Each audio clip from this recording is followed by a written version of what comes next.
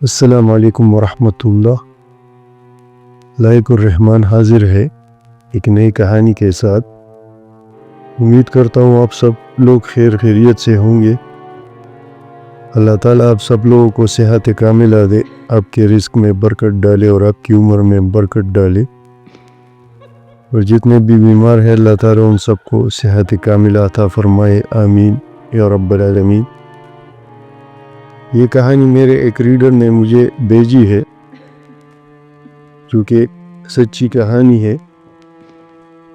اور اس میں جتنے بھی نام ہیں اس کو میں چینج کر رہا ہوں، میں ایسے فرضی نام رکھ دیتا ہوں۔ تو امید کرتا ہوں کہ سٹوری آپ کو پسند آ جائے گی۔ اگر چینل پہ نئے ہیں تو سبسکرائب کرے، لائک کرے اور بیل آئیکن دبائے۔ شکریہ۔ میرا نام سعدیہ ہے اور میرا تعلق کراچی سے ہے۔ ہمارے گھر میں ابو امی کے علاوہ ہم 2 بہن بھائی ہیں۔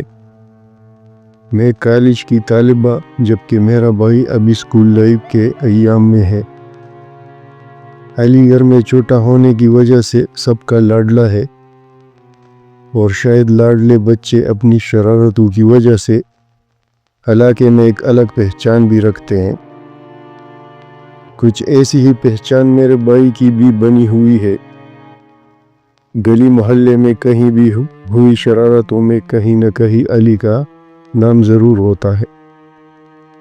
کہتے ہیں شرارتی بچے ہمیشہ ہر چیز سے بے خوف رہتے ہیں۔ کہنے والے یہ بھی کہتے ہیں کہ شرارتی بچے ذہین بھی ہوتے ہیں۔ خیر، کہنے والی کچھ نہ کچھ کہتے ہی رہتے ہیں، لیکن یہ بات سچ ہے کہ جب کوئی ایسا ہنس مکھ بچہ خوفزدہ، گھبرایا ہوا، روتا ہوا آپ کے پاس آئے تو آپ ایک منٹ کے لیے بے چین ہو جاتے ہیں۔ ایک رات کچھ ایسا ہی علی کے ساتھ بھی ہوا۔ یہ سردیوں کے دن تھے، جب سورج مرضی سے نکلتا اور نخرے سے غروب ہوتا تھا۔ اسی شام بھی وہ معمول کے مطابق گلی محلے کے بچوں کے ساتھ کھیل کر گھر آیا۔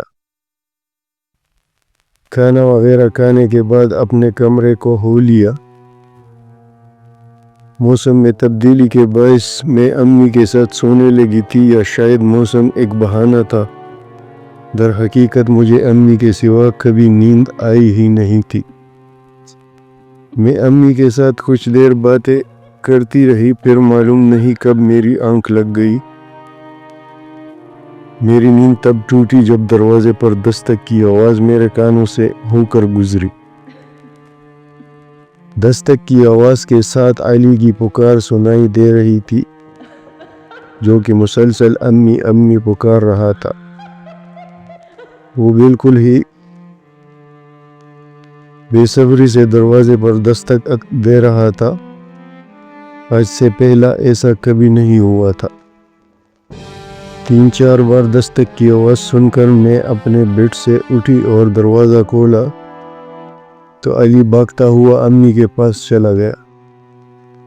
امی نے اس کی گھبراہٹ کی وجہ پوچھی تو اس نے بس اتنا کہا کہ امی، آج رات میں آپ کے کمرے میں سو جاؤں، مجھے اپنے کمرے میں ڈر لگ رہا ہے۔ علی کی بات سن کر میں نے فوراً ہنس کر کہا کہ تمہیں بھی ڈر لگتا ہے اتنے بڑے ہو کر بھی؟ میں نے یہ بات کہی مگر مجھے علی اس بات کا کوئی جواب نہیں ملا۔ یہ پہلی بار تھی جب اس نے اس کے مذاق اڑانے پر کوئی رسپانس نہیں دیا تھا۔ میں چلتی ہوئی علی کے پاس پہنچی تو دیکھا کہ وہ پسینے میں شرابور ہے۔ مجھے اس کی حالت سے اس کی کیفیت کا اندازہ ہو گیا تھا۔ میں نے پہلی بار علی کو ایسی کیفیت میں دیکھا تھا۔ خیر، امی کی اجازت ملنے پر وہ وہیں صوفے پر لیٹ گیا۔ میں نے بھی ہلکا سا دروازہ بند کیا اور واپس اپنے بستر پر لیٹ گئی۔ اس کے سونے کے بعد میری آنکھ لگ گئی۔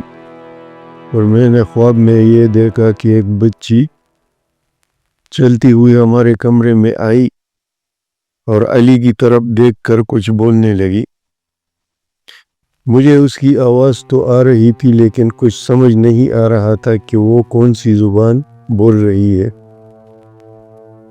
ابھی میں اس بچی کو ہی دیکھ رہی تھی کہ میری نظر کمرے کے باہر گئی اور وہاں میں نے یہ دیکھا کہ ایک لڑکی علی کے کمرے سے نکلی ہے اور تیز قدمی سے چلتی ہوئی برآمدے سے ہوتی ہوئی ہمارے گھر میں آ گئی اور بالکل علی کے سر کی طرف کھڑی ہو کر کچھ بولنے لگی۔ وہ لڑکی بہت غصے میں لگ رہی تھی اور اس کی بات بھی سمجھ کے دائرے سے باہر تھی۔ اس کا غصہ اس لیول کا تھا کہ جیسے ابھی علی کو جان سے مار دے گی۔ میں نے یہ سب دیکھا تو اس لڑکی سے مخاطب ہو کر بولی، چھوڑ دو میرے بھائی کو، اگر اس نے نادانی میں کوئی غلطی کر دی تو خدا را معاف کر دو اسے۔ میرے منہ سے ابھی اتنا ہی نکلا تھا کہ اس لڑکی نے میری طرف دیکھا اور اس غصے بری نگاہ سے میری طرف چلنا شروع کر دیا۔ اس لڑکی کے ہاتھ میں کچھ تھا جو اس نے مجھے مارنے کے لیے بلند کیا۔ اس کا ہاتھ بلند ہوتے ہی مجھے معلوم ہو گیا کہ اس کے ہاتھ میں بالوں والا کنگا ہے جس سے مجھ پر وار کرنے لگی ہے۔ میں نے تیز تیز آیات الکرسی پڑھنا شروع کر دی، جس کے ساتھ ہی وہ لڑکی رک گئی اور آہستہ آہستہ پیچھے ہوتی گئی اور پھر کمرے کی دہلیز تک وہ دونوں لڑکیاں چلی گئی اور پھر ایک دم کہیں غائب ہو گئی۔ خواب یہاں تک پہنچا تھا کہ میری آنکھ کھل گئی، میرا جسم پسینے میں شرابور تھا، میرے لبوں پر ابھی بھی آیات الکرسی کے کچھ الفاظ تھے، میرا دل ابھی بھی تیز چل رہا تھا۔ میری فوراً علی پر نگاہ گئی تو دیکھا وہ اسی کروٹ لیٹا ہے جیسے خواب میں تھا۔ میں نے فوراً دروازے پر دیکھا تو دروازہ کھلا تھا، جبکہ میں دروازہ چوکھٹ سے لگا کر آئی تھی۔ گھر میں ہوا کے گزر کا بھی کوئی ایسا طاقتور راستہ نہیں تھا کہ جو اس بھاری بھرکم دروازے کو کھول سکے۔ میں نے اٹھ کر آیات الکرسی پڑھی اور سب پر پھونک کر واپس لیٹ گئی۔ میرا دماغ ابھی بھی اس خواب کے گرد گردش کر رہا تھا۔ صبح ہوتے ہی میں نے امی کو سب بتایا۔ نماز کے بعد جب امی کچن میں گئی تو انہیں وہاں ایک کنگا کچن کے فرش پر پڑا ملا۔ یہ وہی کنگا تھا جو میں نے خواب میں دیکھا تھا۔ امی نے اپنی طرف سے بھائی سے گزشتہ رات کے بارے میں بات کی تو اس نے بتایا کہ رات کو سوتے وقت کسی نے اس کا ہاتھ پکڑ لیا تھا جب وہ ہمارے کمرے میں آیا تھا۔ اس رات کے بعد وہ اکثر ڈرا ڈرا رہنے لگا تھا۔ امی نے آگے پیچھے سے بھائی پر دم وغیرہ کروایا جس سے وہ بہتر ہو گیا۔